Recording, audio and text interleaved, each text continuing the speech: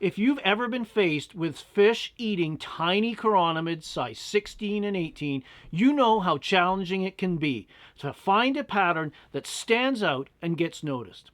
I think I've got one you might be interested in.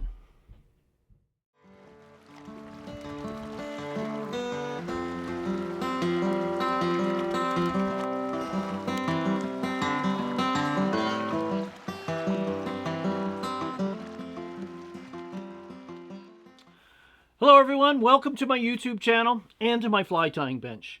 My name is Phil Rowley. If you haven't visited my channel before, I provide fly tying and fly fishing video content that I hope makes your next day on the water just that little bit more successful. Today we're tying one of my favorite small Chironomid Pupa patterns, the Glo Boy. This is a tiny, slender pattern that utilizes the fluorescent properties of Glo Brite Floss to stand out in a crowd or to stand out in low light conditions such as overcast days or deep water. It's simple but effective. Join me at my tying bench. I'm going to show you how I tie it. So let's tie the Glo Boy, a variation of a popular fly I like to use called the Gray Boy. So into the jaws of the vise, I've got a Daiichi 1120 number 14. I also tie these on a size 16. And then onto the hook, I slid a 5/64 tungsten. Because this is a small fly, I like to use the tungsten beads in these 5/64s just because they've got more mass than a brass bead. But brass bead would certainly work as well in 5/64s, so it's proportional. So I'm just going to use some black tying thread. Just going to get that started with a minimum of fuss. Trim off the waist. And for the gills, we're going to use a little number 16 Glo Brite Floss, pure white. And I like this because it fluoresces, it glows. So this smaller, the benefit of that with a smaller fly is it's going to pop out down there with any available light that strikes it with the fluorescent properties. So just a wrap over top, a wrap underneath. I'm trying to keep my thread wraps to a minimum so my bead will slide over without getting all jammed up. Trim off that waist end. Back down to cover up those butts. And then grab my whip finisher. Just a 2 or 3 turn whip finish. This is going to get covered up with the remainder of the fly. And then put the bead on, and a little tight there, but slid it right up. I've got the narrow end of the bead facing forward, but we're good. So again, be careful with that thread. You don't want to build up too much bulk. And then we're going to reattach the black thread. Again, a real simple fly. It's almost like a zebra midge, so we're just going to get that started. Trim off the excess. Take that down into the bend. As with most chironomid patterns, I tie on scud hooks, so you got about a 45-degree angle from the thread to the hook point. Usually you're at a good place. Quickly take that thread back up. For the rib, I'm going to use the same Glo Brite Floss. So I'm just going to get that Glo Brite on the side. I'm just going to hold it up right beside the bead. Get it in position with a couple of wraps of thread. And then I'm going to pull on it. A little roulette with myself. Pull that end right even with the thread.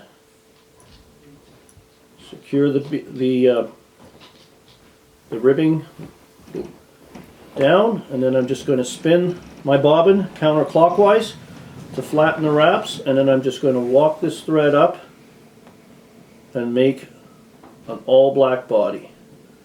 Again, my goal here is to try and make as slender a body as I can because I'm imitating a very tiny Chironomid Pupa. But some of the largest fish I've ever caught have been on really tiny flies, and when I get focused on these little Chironomids, it's good to have a pattern. Of course, you could tie this in different body colors, but black is the most predominant color of Chironomid you're going to find. So you just can't go wrong with that. I got a little bit of fray on there. No big deal, we'll just trim that away. So I may go back down again just to clean some of that frayed thread up. Come back. And then I'm just going to take the Glo Brite Floss. I've moistened it a couple times, good tension on it. And I'm just going to wind it up just like this. Open spiral wraps, a little bit of that black showing through, right up to the back of the bead. Tie it off, trim, and then I'm just going to use my whip finisher to build up a little bit of a black thorax right behind the bead, and when I'm satisfied with it, I don't have to use any extra wraps. I just disengage the whip finisher, trim it off. I'm going to come in and trim my gills. You could just eyeball them, or if you want to be really exact, just pull them back over the bead like that. Give them a cut. A little bit of frayed thread there, but I don't think we're going to be all that bad. And then I'm just going to coat the body to reinforce it. In this case, I'm going to use some of the Solares or Solares Bone Dry. Just coat the body of the fly. You see that almost looks like that Glo Brite disappears. We'll rotate that around a little bit.